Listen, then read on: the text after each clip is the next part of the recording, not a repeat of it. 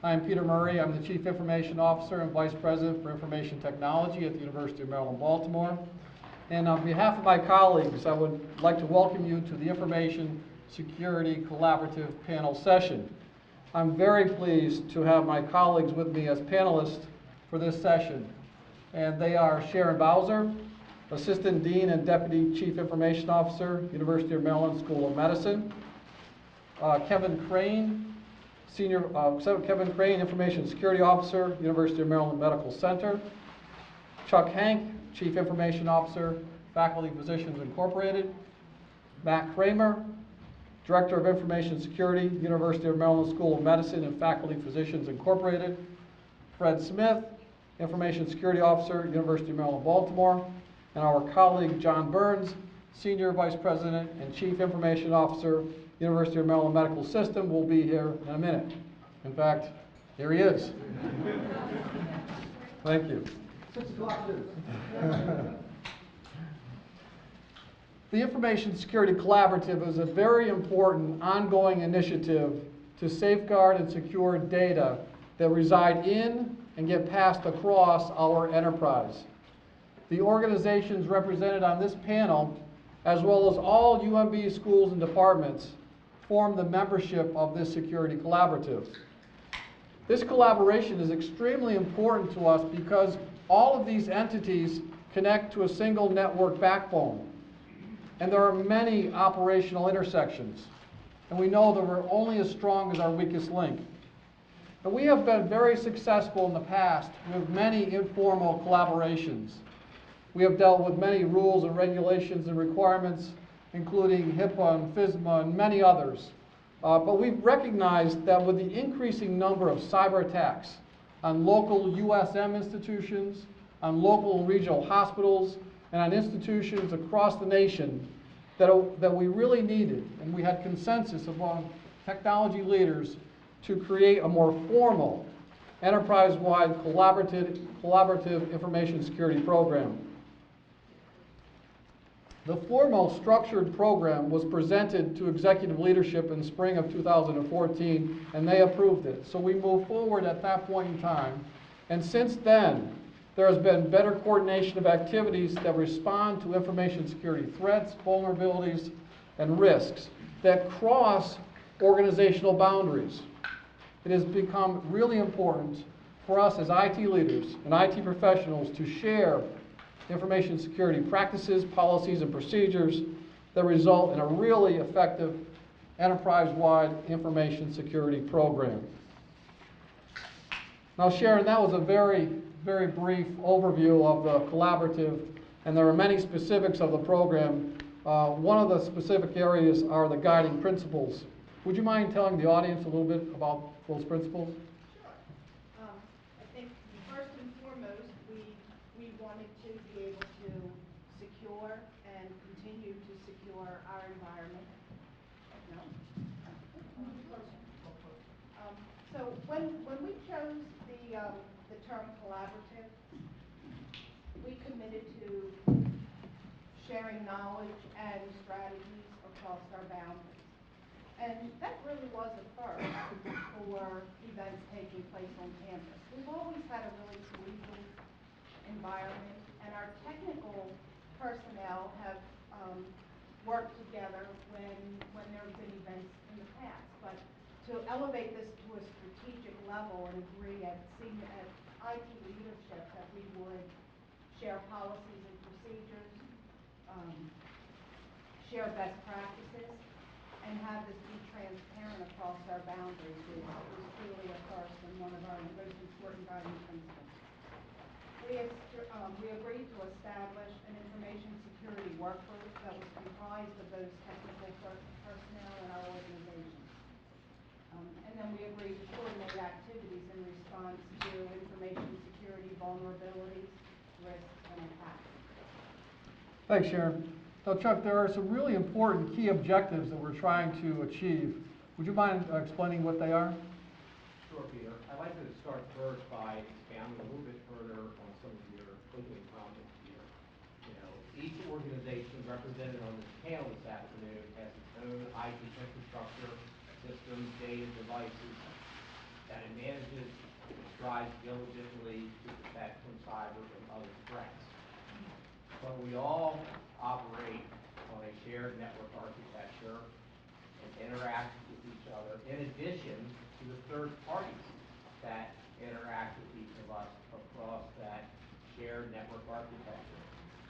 So what one organization does or doesn't do relative to information security impacts one or all of us sitting up here this afternoon. And I think more than anything else, that was really the primary driver for getting the security collaborative established.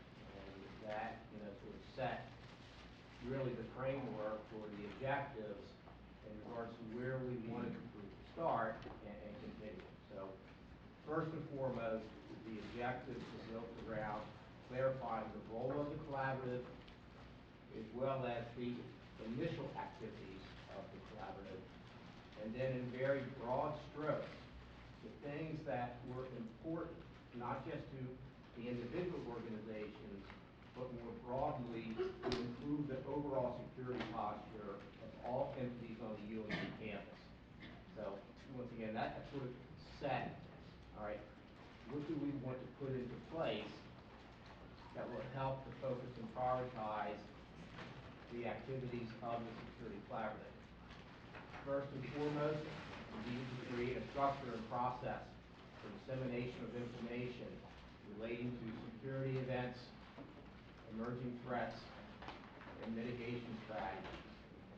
And I think the security collaborative has been quite effective over the last 18 months in getting that structure created for the dissemination of important information security details. Next, to develop and share policies, procedures, and practices needed to develop an effective security program. It makes it very challenging if the hospital system has one set of policies and standards, the practice plan has a different set of policies and standards than the campus and the School of Medicine. So where we can, we try to harmonize those policies and standards so that we have a very consistent level across the organization in regards to what is allowed, where those boundaries are, and how situations should be handled. Once again, I think we've done a very good job in that area to date. Next, to leverage the combined strength and expertise of the security collaborative in developing a strategic enterprise-wide information security plan. That's very much, it's an evolving, developing process, but it's critically important so we don't end up with unmanaged risk areas, things that we weren't aware of if we were operating within our respective silos, as well as potentially duplication of effort. We have, quite honestly, very few, although very good, resources addressing our information security needs. So we need to make sure we're using them effectively and efficiently on the most important things that we need to pay attention to. And then finally, we need to make sure, and I'm already seeing a shift within my organization, that information security is not just something that IT handles. It's not something we deal with after we've made the business decision.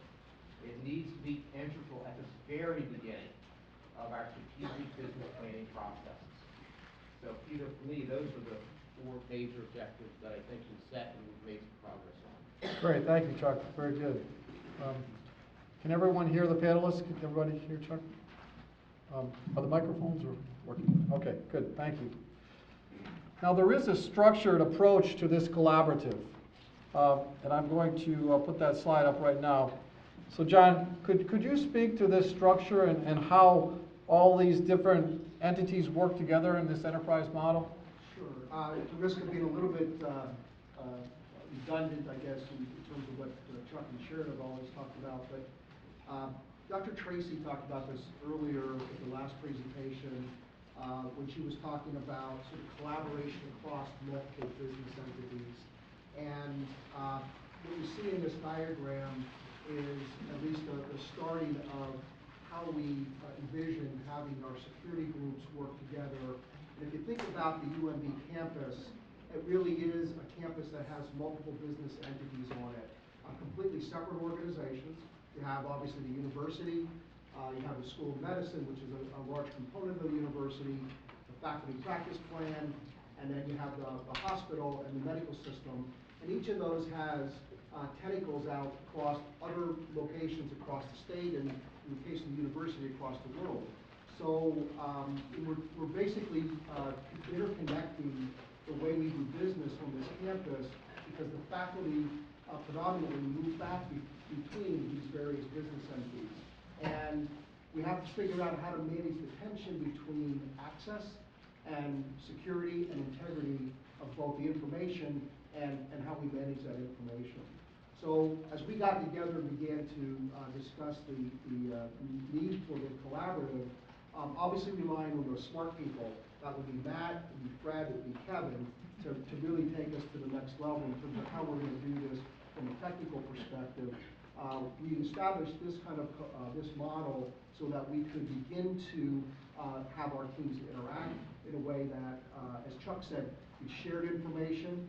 We began to share processes, policy, and practices. And then ultimately, because we're funded differently, we do collaborate on funding as well in terms of tools that we need to use to put security issues to bed, if you will. So we have a defined process around that, and Peter, I think that from a process perspective, as Chuck said, this is beginning to work very, very well, and our teams are doing that kind of collaboration that we've been looking for. Great, thanks, John. Now, in addition to what you've said, Sharon, Chuck, and John, are there any other benefits or value-added propositions to this collaborative that you might want to just mention to the audience? Well, for me personally, I'm just not in this alone. We have synergy and we have collaborators. We have 4 sets of eyes on security in this environment, and that's extremely valuable for me. We don't have to develop an entire security program independently. We can work together and take the best of what each of us has and build upon it. We eliminate redundancy. In some cases, we're able to share resources, human resources, even applications or network technology. So this allows us to implement security practices that make this multi-campus complex environment every day look a little less complex to our faculty, staff, and students who have to transverse across the boundaries. And I think that's a better environment for us security-wise and operationally than we've ever had before. Thank you. Chuck? Yeah, Sharon, you did a great job of covering everything that I got. But I would add, one of the benefits that, at least I've realized and observed, and I think everyone would agree, is that this group is not just focused on cyber events and anything associated or limited to just information security. This group, as a result of getting organized, any incident that needs to be handled across the UND campus, this group is facilitating critical communication, response, resource allocation. So I think what we have seen, especially of late, how well this group can function, irrespective of whether it's a cyber event or something else that might impact either technology service, business operation, something that is critical to the functions of the business. Again, Peter, again, not to be redundant, but that shared brain trust is really the value here. And as Sharon said, none of us are alone. And we can, in the event that we did have an event, we have resources that we can pull in and we can help each other. And that's, I think, that's comforting. Although I would tell Dr. Tracy, as it gets rain, it also falls out. It's not experienced. I would agree. It's a great collaboration, and it's a really effective mechanism to protect us from threats, vulnerabilities, and risks. Now, as John mentioned, we're going to turn to the experts in this next few questions, the information security officers. One of the key components of this information security collaborative, as you'll see on the slide, is this information security working group. It's really, really important to us. So Fred, could you explain to the audience what this group does and how it functions? Sure, thanks, Peter. Might wanna put the Security microphone. Work Group is a diverse group of representation from almost every school and department across the campus and the hospital. Not everybody involved in a work group is in the IT field, and that's a good thing. Security awareness is something that we're trying to make sure that we're communicating with as much of our population as possible. We try to meet on a monthly basis to make sure that everyone is up to date on the latest security concerns and issues affecting the campus. We utilize a number of sources to gather all the information and convey it to the group as necessary. Between those meetings, we use email to communicate new issues that are announced or almost we work hard to vet the information received in order to prevent passing on information that might only be a rumor or scare tactics. We want a message to be accurate and timely. If you send too much information, people tend to overlook really important information, and we try to make sure that what we send is critical for them to understand and address. Security can't be contained within silos on the campus.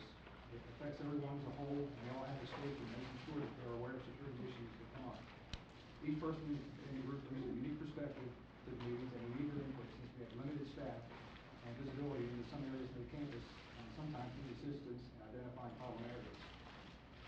We can only do so much with the technology we've invested in. The best security tools in the world may not be effective in the event that someone or employee responds to a phishing attempt and divulges their credentials. We're really at the mercy of our users and hope we're doing everything we can for them, everything we can do to inform them and educate them. This group is really strategic since they're able to get the information directly to their users. We rely on them to take the information shared in our meetings and emails to get it to the people who need it most. It's difficult from a central level to get the information to over 7,000 people when we don't have any central email system. We share a lot of information around best practices and strategies, and they all need to be aware of. We have discussions about what each area is seeing that someone else might not have seen yet. Our network of users is getting pretty good at identifying malicious emails and forwarding them to the proper people in order to get spam filters and blocks implemented in an attempt to keep other users from being able to click those malicious links. We developed an inventory of security assets in each school and department so that we can identify where there might be weaknesses and develop plans to strengthen our security by sharing technology where feasible. A school, or most often an individual department, may not be able to afford their own security tools or have people to manage them properly, and may need to rely on central IT for that support. This inventory gives us a better idea of where the existing, where we need to concentrate our resources in order to protect confidentiality with existing security tools that we have acquired. We coordinated vulnerability scans with the schools and departments that plan to fortify the project on their own. In conjunction with school medicine and FBI, we're able to conduct both internal and external vulnerability scans in order to show what campus systems are currently open to the world and what we can do to better secure those systems that really shouldn't be publicly accessible.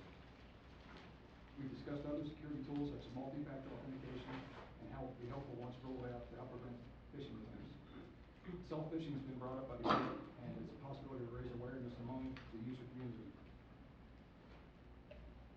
Important information regarding periodic audits is shared with the group since OLA and USM have begun to expand their scope into these schools and departments.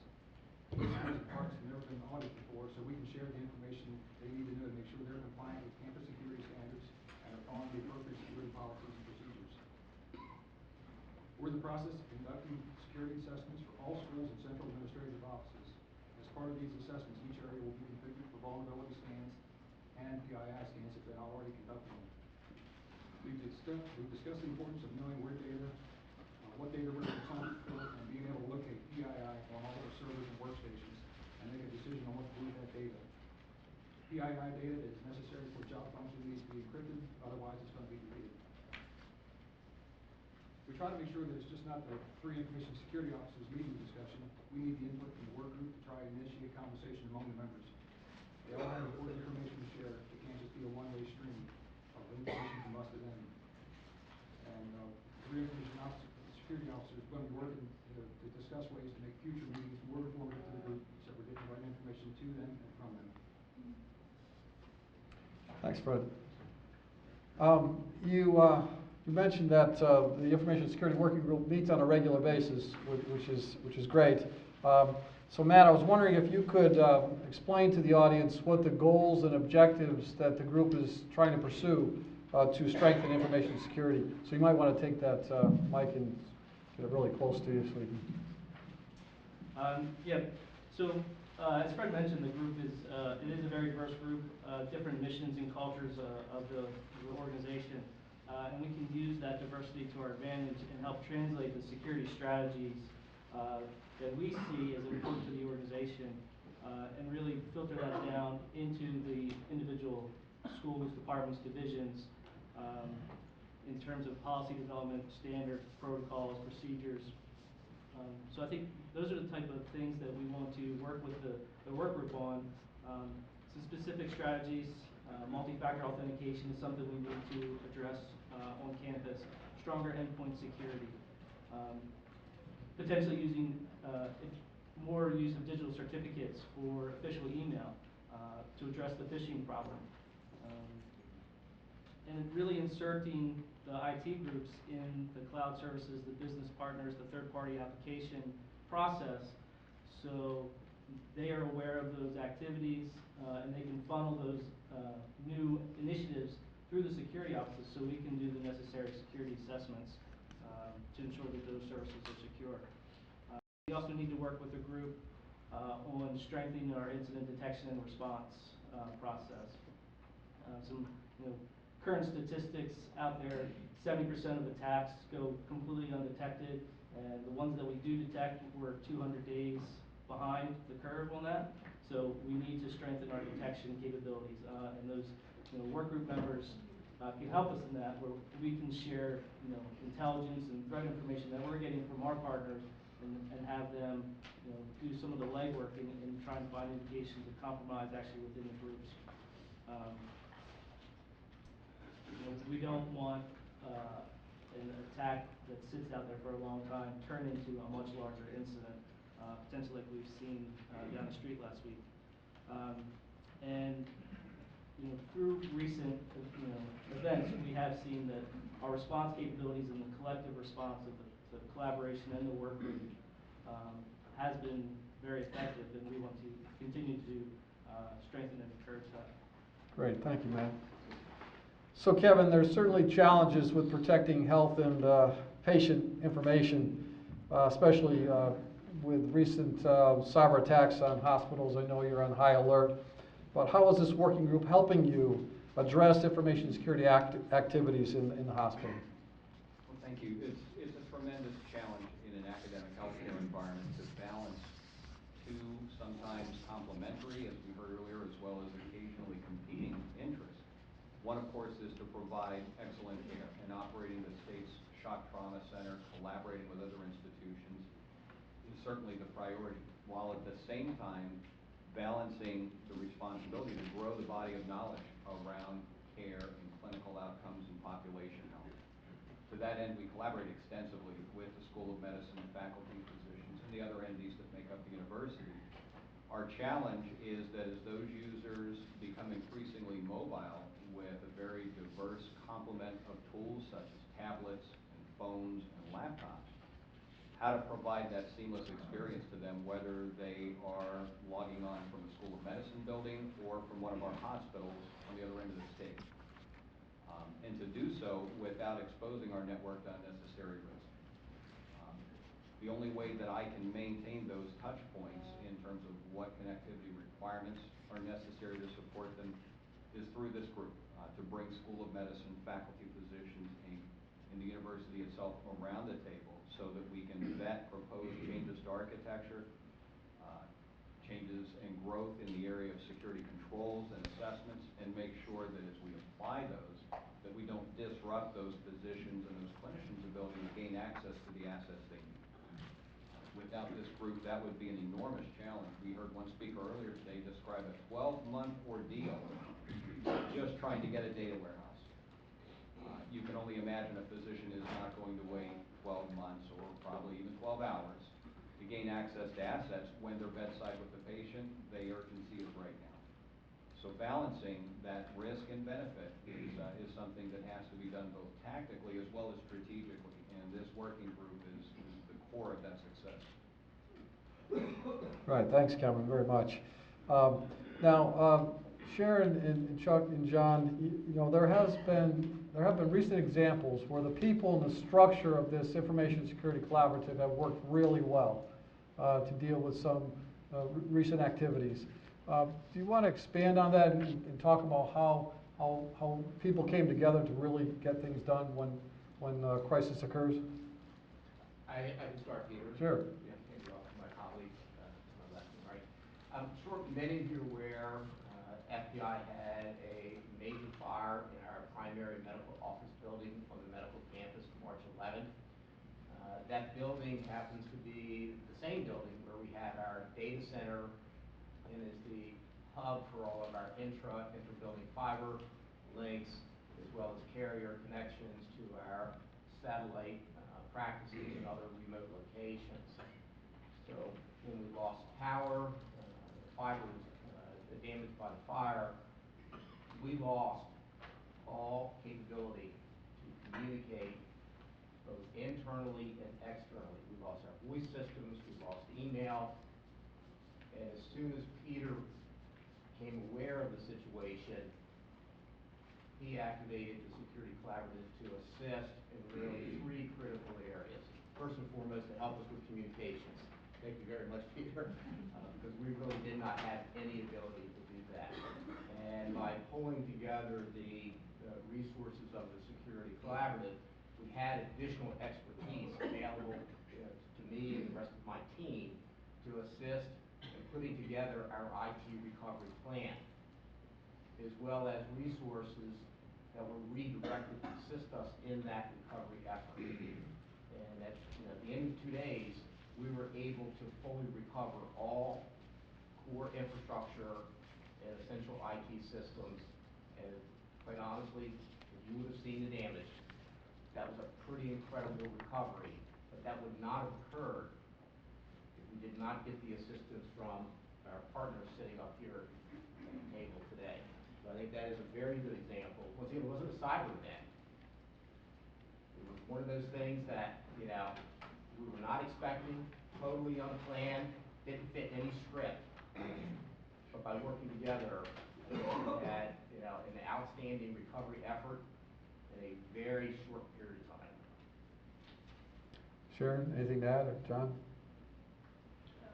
On a much, much smaller and less destructive scale, we frequently have situations where we have the hospital provisioning a desktop to a school medicine faculty member who's physically located in an FBI building. And before the collaborative, trying to figure out with help desks who resolves a problem, it just bounced the trouble ticket around sometimes weeks, trying to figure out who owns the problem. And with the collaborative and our IT folks all working together, we can resolve those issues much, much quicker. The satisfaction level for the customer goes up. Certainly not a natural disaster or a cyber incident, but it is an example of how a collaborative can work.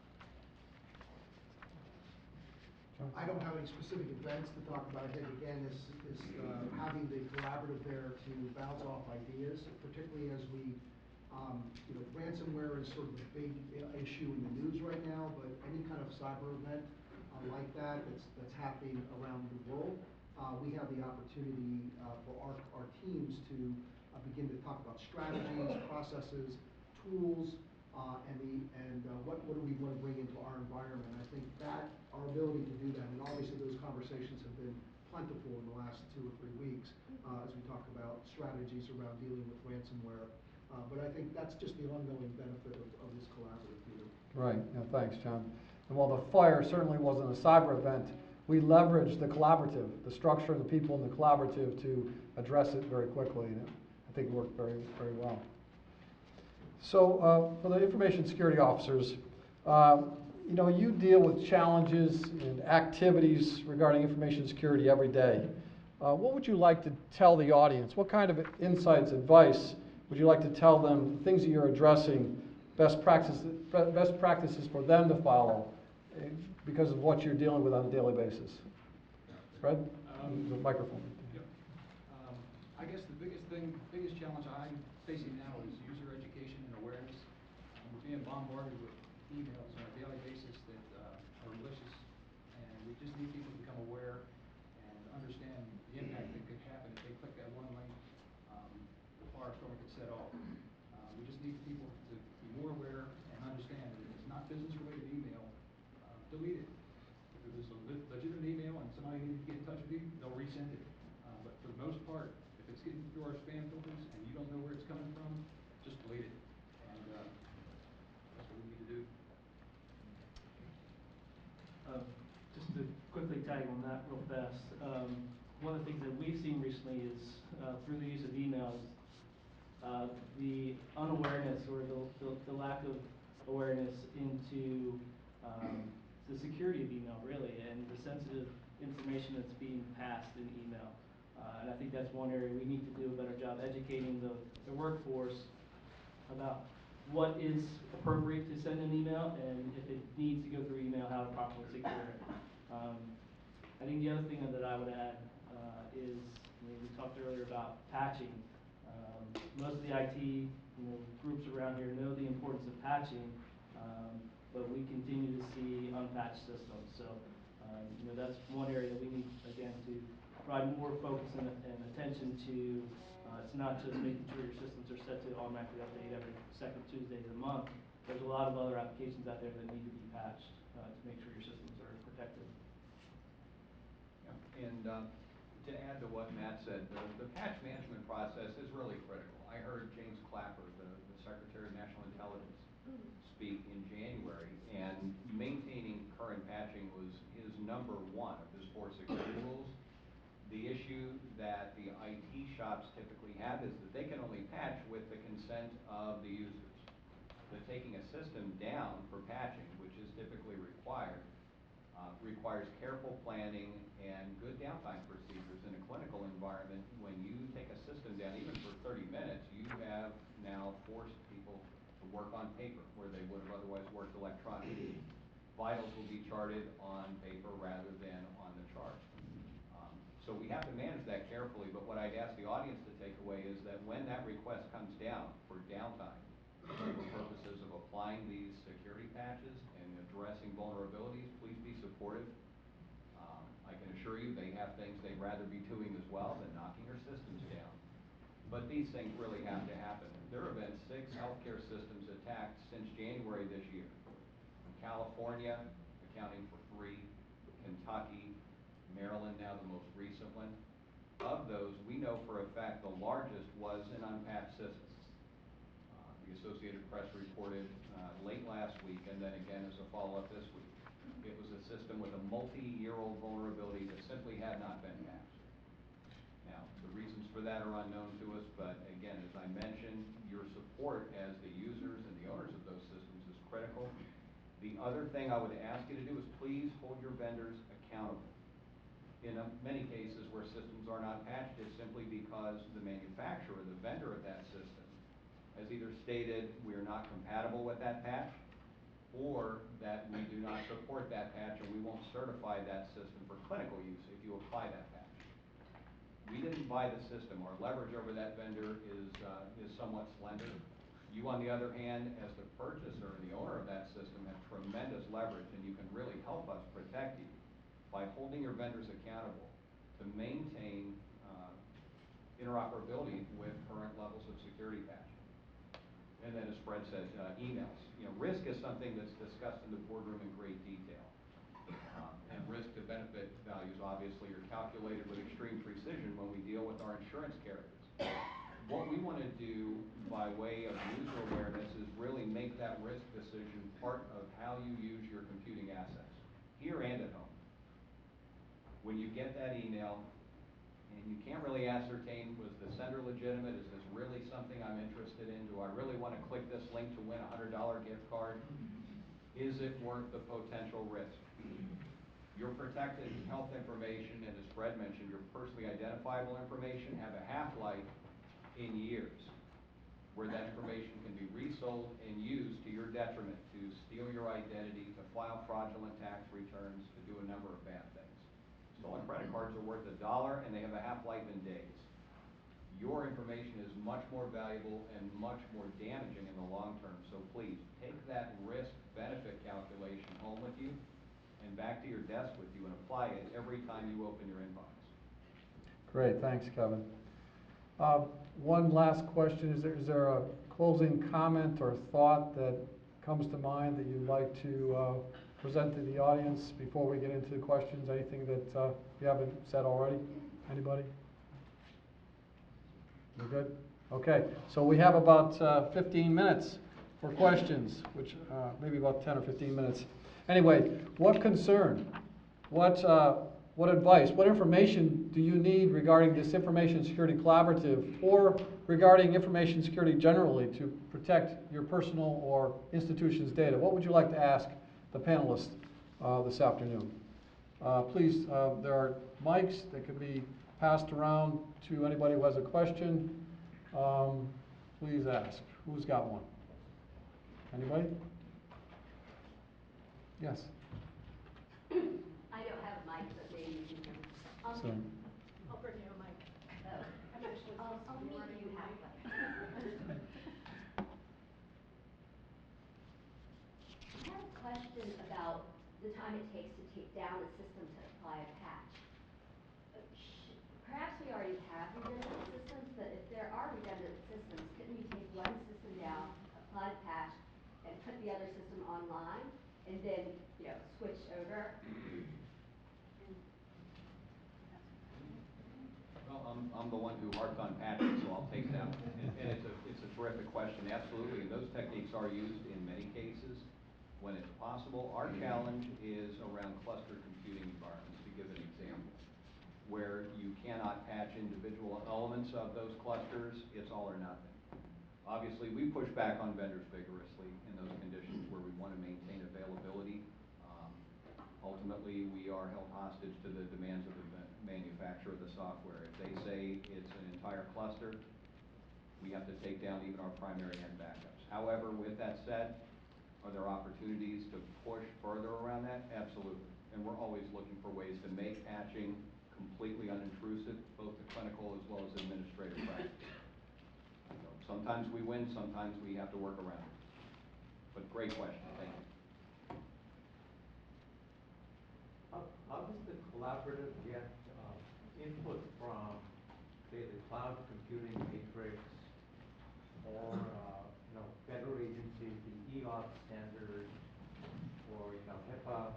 Do you have a structured process for getting input from, the SOC 2 Type 2 audit requirements, all of these external regulatory influences on security controls? Do you have a structured process for getting that type of input? We'll talk about SOC 2. Good question, Suresh. We have policies, campus policies that speak to all those areas. And we've got procurement vehicles in place now that for certain things are procured. They're kicking it back to IT security for compliance checks. We'll run the SOC 2 Type 2, anything we need to do, and make sure they're in compliance before it goes out to bid. So we're getting the information, and it's up to us to disseminate it out to the rest of the campus, and we use the security work group for that purpose. Ms. Rush, we have right now over 40 campus-wide applications that are cloud-hosted, cloud-based.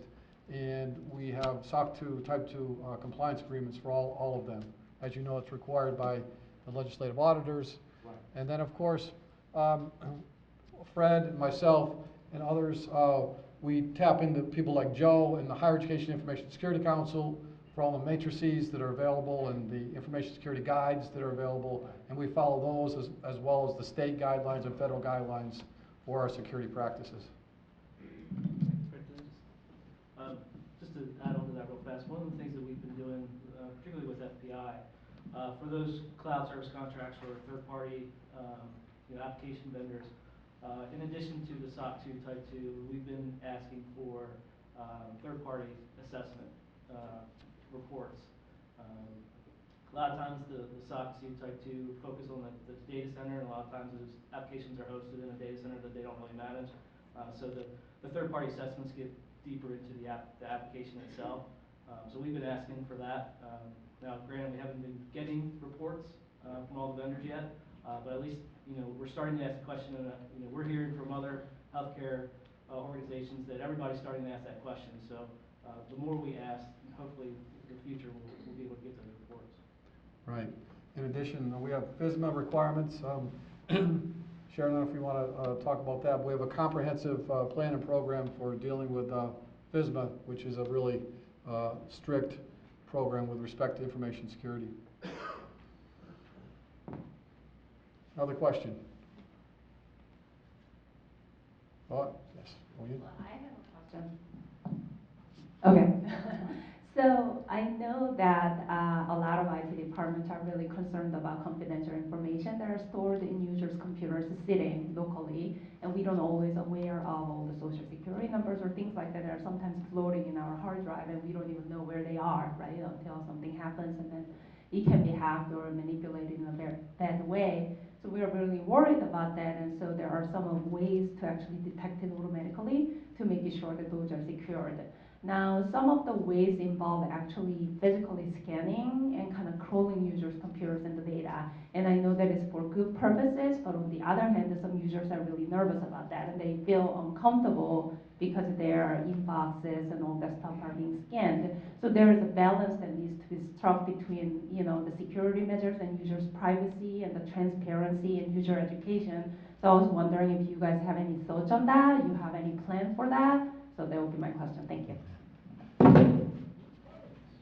Fred, do you want to address that one? We do have a tool in place that we are currently doing this for most administrative departments, and we're rolling it out to the rest of the schools. And what we're doing is putting a client on each workstation of the server, and it runs a scan and reports back to a central console, and that central console is protected, and it's only available to two people within our department. So as far as the security or confidentiality of that data, it goes no further than those two people. We're using it for the better benefit of the campus. We're finding the PII and working with the users to either de-identify it, delete it, or encrypt it and move it somewhere where it's safer. So that's our plan now. And it's important, as was mentioned earlier, education and awareness is really critical. You really don't want to store data on your personal hard drive. You certainly don't want to store sensitive data on your personal hard drive whatsoever. This tool will find it, but if you store it in a file server that's encrypted, so you have your data encrypted, that's the best approach. And of course, we want to back up everything, which is what Joe had talked about earlier. So thank you for that comment.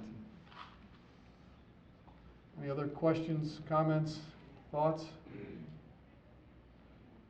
Okay, well, I'd like to thank my panelists this afternoon. It was a great time. Thank you very much.